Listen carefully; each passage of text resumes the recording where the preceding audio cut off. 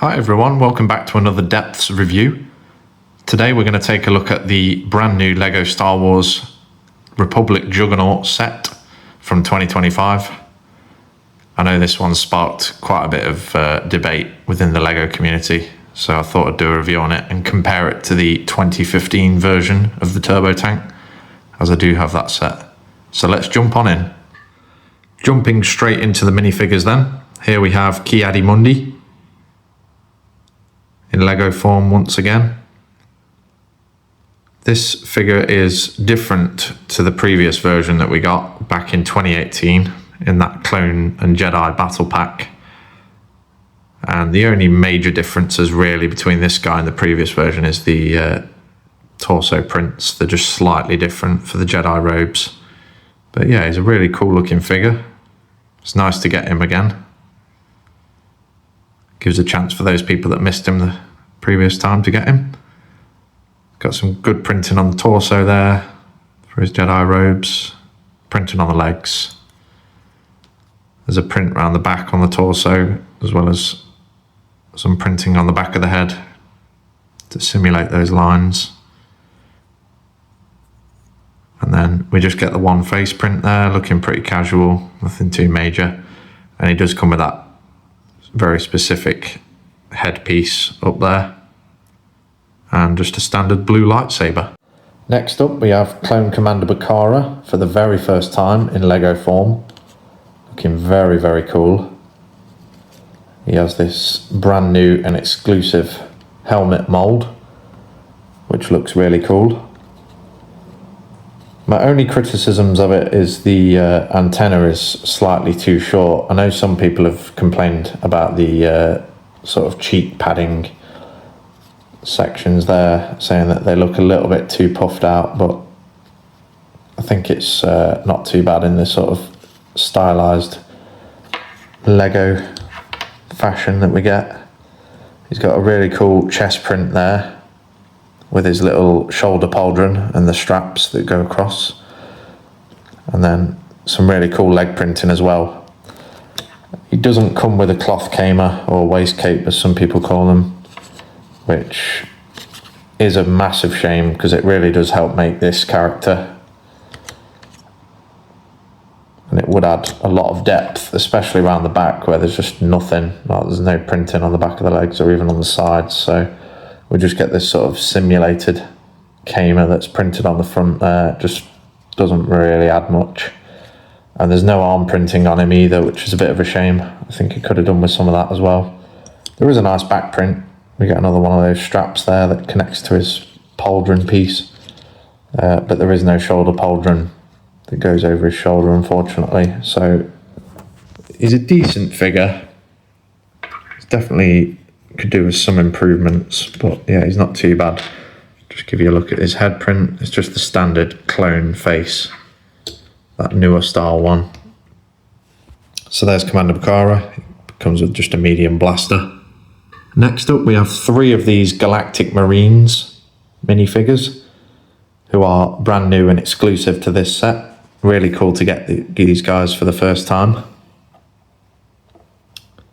They all come with medium blasters, and they have this little brick-built backpack as well. However, there's no print on the back of the backpack piece, so that is a little bit of a shame. It would have been nice to get a little backpack print, but sadly not. And the helmets are slightly wrong in terms of screen accuracy, as they have black eyes instead of green. But other than that, very well done figures. No kamers again. We just have this sort of printed, simulated kamer again. Would have been nice to get some because it does help sort of make those characters. It's very influential to their design. And they all just come with the very standard run-of-the-mill clone face that we used to seeing. So you get 3 of these guys in the set, and then just finally we get 2 B1 battle droids that come with a blaster each in that gunmetal grey colour, I don't believe Lego technically regards them as minifigures, as they are just sort of brick-built characters. But yeah, you get 2 of these guys in the set as well, so you've got somebody to fight against. Moving on to the main event then.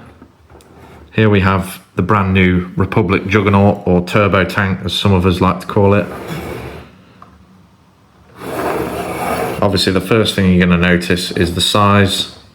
It is significantly smaller than all of the previous versions of this set, including the last one we got in 2015. And the only one that's smaller than it is the Micro Fighter that we got. That's how it scales in terms of next to a minifigure, which obviously it's never going to be to correct scale because they'd have to make it absolutely huge, but as you can see it is very, very small. It's got some cool play features on it though. I'm going to point out the positives and the negatives. Most of the negatives are obviously structurally related, and the fact that the build is fairly heavily compromised in the middle section. But let's go through the features. So we get this very cool looking cockpit section here, which does have a sticker on the front of it. The watchtower is able to be lifted up, and you can put a minifigure up there. You do have to be careful with this piece because if you pull it so much it'll just come out. That is one of the design flaws of this set, unfortunately. And in order to open up this canopy section here, you do have to lift it all the way up, otherwise it protrudes and blocks this hatch from opening. Inside there's room to seat 1 minifigure to drive the tank, and they just get this little stickered console piece in there. There's a couple of stud shooter cannons on the sides, as well as this little radar dish turret type cannon that's on top there. We've got the grenade launchers that are brick built on the sides, and then we also get this very cool looking rear turret that does have one of those stud / tile shooters on there as well. And you can pop a minifigure in there to have them manning the turret on the rear. And there we are, that's what it looks like with one of the Galactic Marines manning the gun. Very cool. You can open this canopy section here where they give you another seat where you can fit 1 minifigure, and there is another stickered console in there which does have a couple of MTTs on a little sort of battlefield tactical grid layout there, which looks pretty cool. And you could probably fit 1 minifigure behind that seat as well, so you could fit a couple of people in there. Onto the main troop bay then. You can lift this section up, it just rests in there. It isn't connected by any studs. It simply just rests on these pieces here. You can remove that. You can drop down the sides here to get access to the troop bay. Simultaneously you can drop that one as well. And you get 4 spots inside the troop bay there, plus 1 seat in the middle. And then there is a little bit of room to have people dotted about. You could probably stand a few people up. And then you can also open this section here where you get a little bit more space where you could probably sit or stand a few more figures. And then we do get these tan plates in here with the hollow studs, so you can store some blasters. And there we are, that's just a brief look at all of the minifigures sat inside the troop bay. I've got Ki-Adi-Mundi sat in the middle there, and their weapons are all stored in there, including Ki-Adi-Mundi's lightsaber. And there we go, there's just a quick look at a Galactic Marine stood in the little watchtower. As you can see, it's pretty small. It's only a handful of pieces that they've used to create that. And it does slide up and down. But you do have to be careful, because if you pull it too much, it'll just come out. So, what are the positives of this set then? I like the sizing.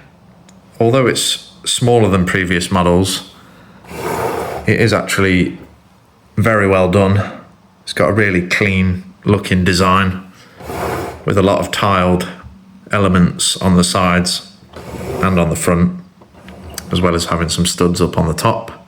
So it's got that sort of perfect blend. I quite like the brick built wheels. Obviously the previous versions of the turbo tank had those big Technic elements that they used for wheels, whereas this time round they've actually built them up using these plates. It does look a lot better in my opinion. I like the design for the grenade launchers on the sides. They're using a couple of those Harry Potter wand elements in there to create that. I do also like this little dome radar dish turret that's on top. The middle section here does have some nice greebling on it and some cool detailing. Sadly this doesn't open up. It did on the previous version, but it doesn't on this one. And I quite like the shaping of this section here. It just looks very clean. It's got a really nice shape to it, and the canopy pieces look cool as well with that translucent blue. There are a few little gaps in here, but that's just due to how it kind of goes together really. And then there is a gap up on here. If you don't have a figure placed in that little turret position, it does leave a bit of a gap. There's some small little blasters on this side, but sadly they didn't include any blasters under here, which there should be some, and then there should also be some lights on the side of it as well, but they didn't include those sadly. On to the negatives then of this set, with which there are sadly quite a few. One that I've already kind of pointed out is this watchtower piece. If you pull it up too far, it will just come all the way out. It could do with one of those little Technic bushing pieces to go on the bottom there, so when it's inside and you pull it, it would reach that bushing piece and it would stop it from pulling all the way out. And then one annoying thing with the watchtower is if you're trying to open this front canopy section to pop a figure inside, it just completely blocks the front hatch from opening. So you have to lift it up to then be able to open this section up to get inside there. That is quite annoying. This top section here, because it's not actually attached by any studs, it just sits in there. So the moment that you pick the tank up and tilt it to the side or upside down, that piece is going to fall out because it's not connected by anything. There's a simple little fix you can do where you just attach some jumper plates to these sections here, and it just sturdies it all up a little bit. But it is annoying that you have to add additional pieces to stop that from happening. It's just a bit of a random design really. And then the biggest structural issue really is with this middle section here. It's just a bit of a mess really of a design. So I have a complaint about these pieces in here. They're just not strong enough, the connections. As you can see, it's only held on by a few studs really, that's holding this entire side door section on. And the more that you sort of use it and open and close it, eventually these pieces start to get loose and then they pop off. And obviously if it pops off on both sides, that entire section is just going to fall off. So that is quite annoying. The previous version had like more plates and was just more built up, so it was stronger there. And then obviously, as you've probably seen already, this middle section is incredibly fragile and flimsy. I know you're not technically supposed to lift it up from the top when the sides are open. You know, you're kind of just asking for trouble really, but you would expect it to hold up somewhat better than that. I mean, that is just an absolute joke. This whole roof section just gets ripped straight off because it's only attached by these plates onto these studs here, and then these studs at the back on both sides. It's just not strong enough. Whereas obviously this front section here is a lot stronger because it's got these Technic connectors in there that just help strengthen it all up. But there's just nothing at the back here. I mean, if you were to pull it that hard, even these pieces would just come off as they're just attached by studs. So it's just not a good design, sadly.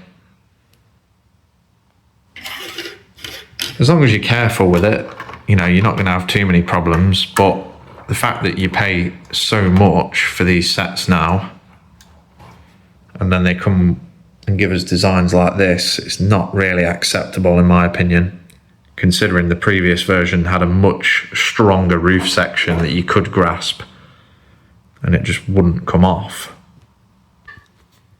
And then just lastly, the only other complaint that I have is with this hatch section that's on the rear.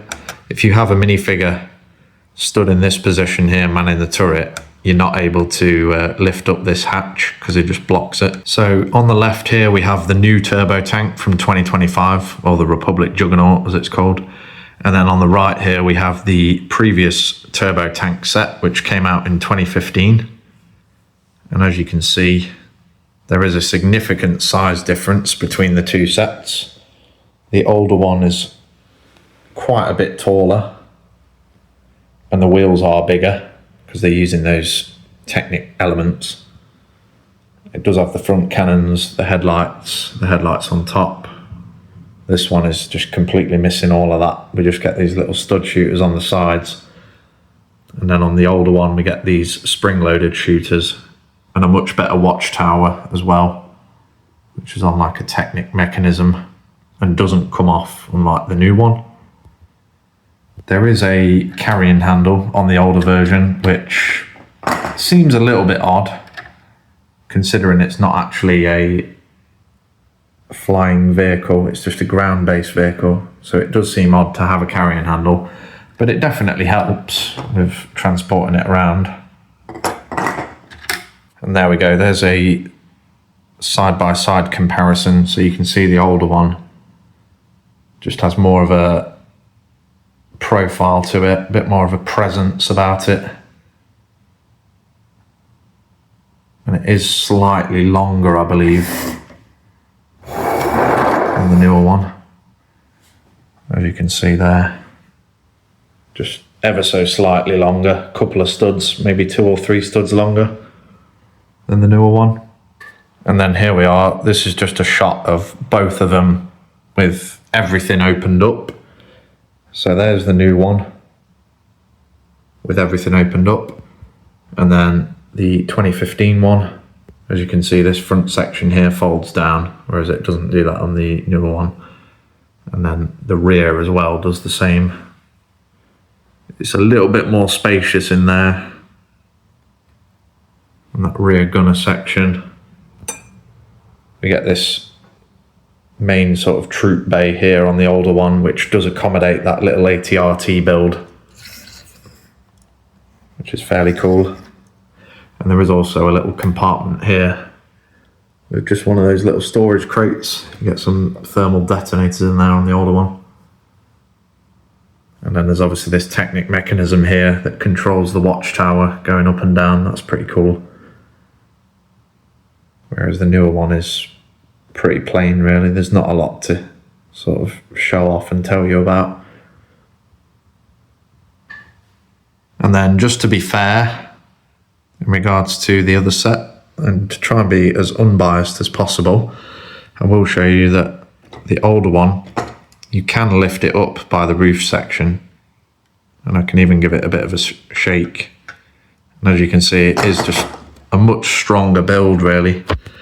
Eventually it will come off, but because it's got such a stronger connection there with all these Technic elements, and the way that that sort of goes together, it just creates a much stronger build.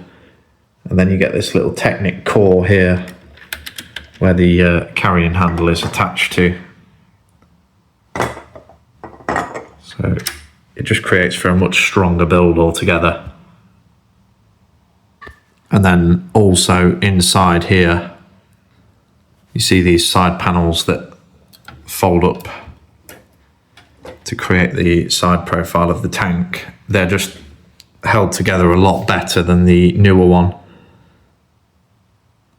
So you just get this massive like cross section of all these different plates that interconnect together. And then you get these pieces that go on top of it as well, just to add a bit more stability. Just works a lot better than the simple connection that we get on the newer one. So there we are then, guys. That is the new LEGO Star Wars Republic Juggernaut set from 2025. Is it worth picking up now? I'm going to say no, because the pricing on it is absolutely horrendous.